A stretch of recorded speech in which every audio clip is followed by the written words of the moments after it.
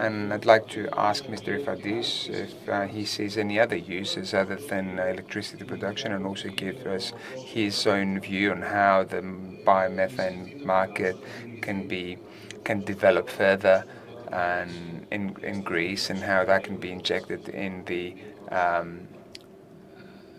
and existing networks. Good afternoon, one and all. Thank you for the invitation. Unfortunately, for a slight medical issue, I wasn't able to attend. I'd like to thank Energy Press for the invitation, and also like to bid welcome to the MEP, Ms. Spiraki, and the rest of the speakers. Only a week ago, we had the European Week of Biomethane. What we heard in Brussels from the European Biogas Association is amazing, and I will share it with you because I think that it will greatly contribute to this discussion regarding transition, what the role of biomethane can be, what its role in storage is, and why hydrogen and methane are siblings, and their causes are interdependent. Let me move on to my presentation. We too held a special event. We were honored by the presence of the Minister for Energy and Ms. Zuko, who told us that there's going to be a law regulating biomethane. There's a draft law that's going to be discussed with us as well, so as for it to be able to attain the goal. I'll give you some pieces of information. Nowadays in Greece, we produce biogas that turns into electricity. There is no other institutional framework, and there is no cogeneration. So we use this valuable resource in the worst possible way, because our units don't have the opportunity to have cogeneration. We have 175 gigawatts. 1.3 terawatt hours production or generation of biogas. The aim being 2.1 by 2030. This is from all units producing biogas. It is impressive to say a few things that are not widely known. France, by 2030, will have replaced 15% of the natural gas grid with biomethane. As we speak, there are 1,800 biomethane units in Europe. Denmark is going to cover 100% of natural gas of its grid thanks to biomethane. So biomethane used to be considered a small part of the pie, and now we see studies showing us that it can replace more than 2/3 of the grid without taking into consideration new technology, that is, use dry biomass with the advent of new technologies. Another important point, hydrogen, green hydrogen, goes into a reactor, and at zero cost, in fact, there's no plus cost, is turned into biomethane. Therefore, green hydrogen can be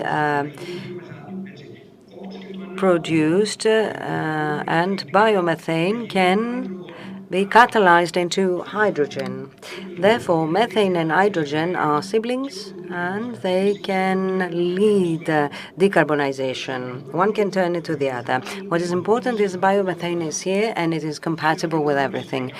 It goes without thinking to speak about energy transition in RES without thinking about biomethane. Hydrogen needs to be introduced. We support its introduction in industry, etc. And another thing Biogas is 100% European. There will be no imports of biomethane. The entire value chain lies in Europe, and Europe is the leader in the technology. Europe exports technology. 2/3 will be our own fuel from our own raw materials, and we won't be needing any imports. And we are going to take advantage of a network of a grid. Mr. Ifadis, you talked about raw material. Do you believe that we have adequate raw material to be able to attain the goals? So this is where the problems appear, because if things were that easy, we would have leaps in the technology of biomethane. The reason why we see leaps in other countries and in some others not so is the legal framework. The raw material is there. The thing is about the logistics to collect it. Biomethane is competitive right now. There is no issue with regard to the price. Of course, it needs financing, but if we have the carbon certificates, etc., if we take them into consideration, the subsidy price for biomethane, 80 euros per megawatt hour in France. In Greece, we're talking about 120 euros per megawatt hour. And it's the beginning. So Greece finds it difficult to collect raw material, and this is the biggest problem for us. This is why we held this event. For biogas, we're talking about the rural reform in Greece. The Ministry for Rural Development must be involved in that. Currently in Europe, 60% of production is from feed, fodder. And we go to the second crop, the double crop. This will solve the problem of raw materials, plus all the veterinary waste, food waste, organic waste. So Greece has the possibility to reach this goal, to attain this goal. We were told in Europe that, taking into consideration our figures, we would be expected to have higher quantities by 2050, 20 megawatt hours, being able to reach 30, 40, or even 60% to replace natural gas. What is the point here? Logistics. Where's the issue? Logistics. So we need to have the support of the institutional framework. I'm not talking about subsidies. The problem is not always money. There's no problem with technology, nor with a higher price, etc. But there's an issue with the establishment of such stations and raw material. Another important figure I can share with you, out of 115 megawatts installed capacity, we make use of 50% of that. So in other words, if the existing raw material stations did have the raw material, they would be able to yield plus 1.3. So we have 75 stations with not adequate quantities of raw material. So the problem is not to build new stations, but rather to operate them. And it is completely different compared to what exists for hydrogen. We are also able to store energy as biomethane and have the so-called power to gas. So you give power only at night. We are base stations. So I'd like to conclude saying that what we want to have right now is the institutional framework that covers biomethane. There's the French model, the Italian model. We have provided all necessary data, and we are in discussion because we want these best practices to be transferred here in Europe. Well, all this exists, and we need to bring it and adjust it to the Greek reality. I repeat that I'm not against hydrogen myself.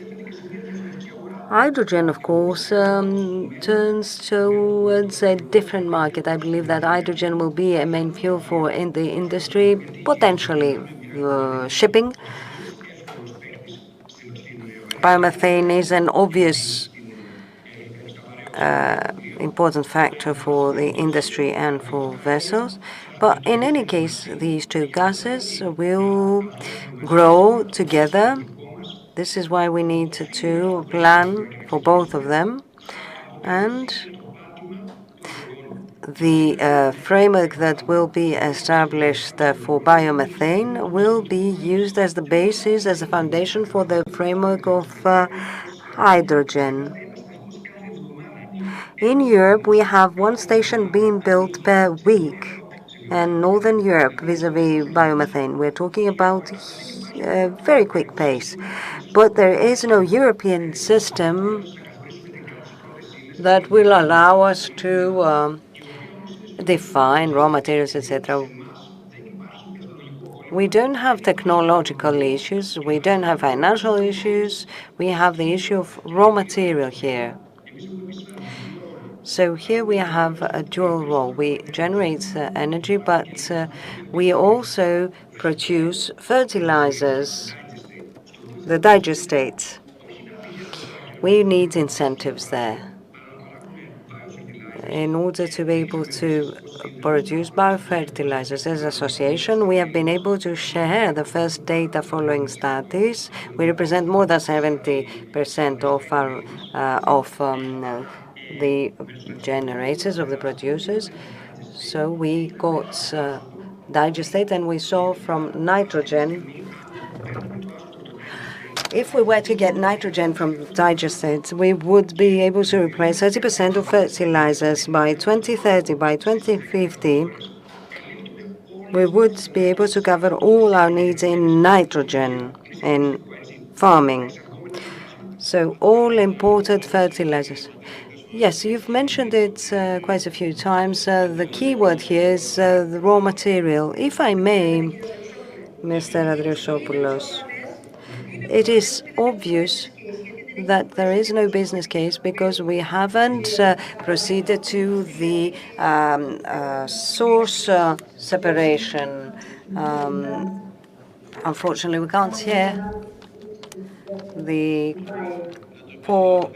sound is really poor. We can't hear you. Please repeat. Yes.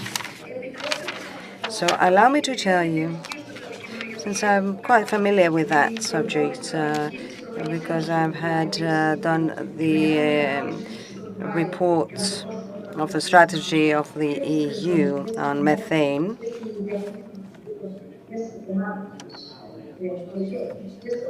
I've been the rapporteur. Let me tell you something that is important. In Greece, there is no separation of waste. We can't hear, unfortunately.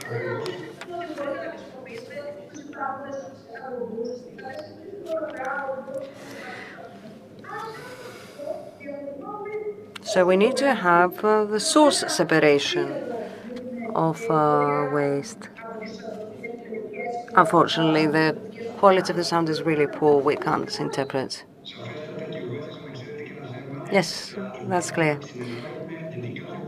You know, in Greece, things are different. Every country has its own landscape vis-à-vis biomethane because we're talking about completely different raw materials. Let me give you a typical example. As a tourist country,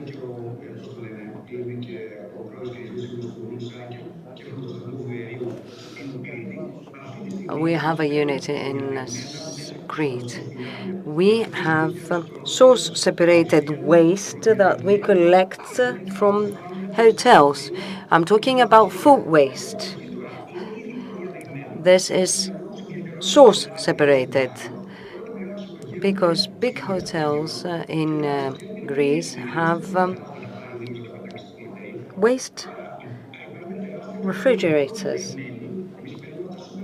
So there's source-separated raw material we get from supermarkets. Huge huge quantities of raw material. The issue is the institutional framework. I'm really glad to see that the Ministry for Energy has activated a series of discussions, because we need to solve these issues. We need to see how we can provide incentives and counter-incentives. The pay-as-you-throw exists as a law, but this is not implemented by any municipality. So in order for you to understand, the hotel that needs to manage its waste pays me and pays municipal fees again, because we don't have the pay-as-you-throw system implemented here.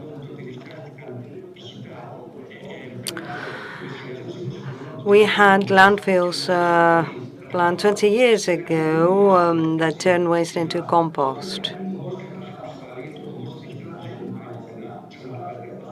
And compost is placed on the soil again. So we do have some interventions that have not been implemented. Since Europe is galloping, I think that Greece needs to get the message and achieve this 2.1. But as Mr. Trafidopoulos puts it, we're starting only now. This is quite mature. Even if we had a biomethane station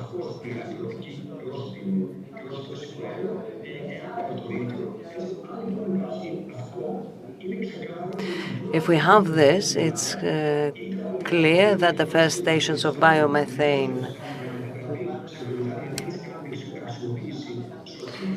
even if these have been transformed from previous stations, will work. So if this happens, by 2030 we'll be able to meet the goal and have a much steeper growth curve. We heard about an example of transformation of such a station, and it takes 1 year and a half to do this transformation. Mr. Ifandis, yes, you're right, absolutely right. We do need the institutional framework, and this is what will give impetus to the market for hydrogen, because there might be some common characteristics. Of course, we need to be cautious, because we're not talking about the same type of fuels. Many things have been said about waste and how we could have an inexhaustible variety of raw materials, such as waste, that will allow us to produce artificial gases.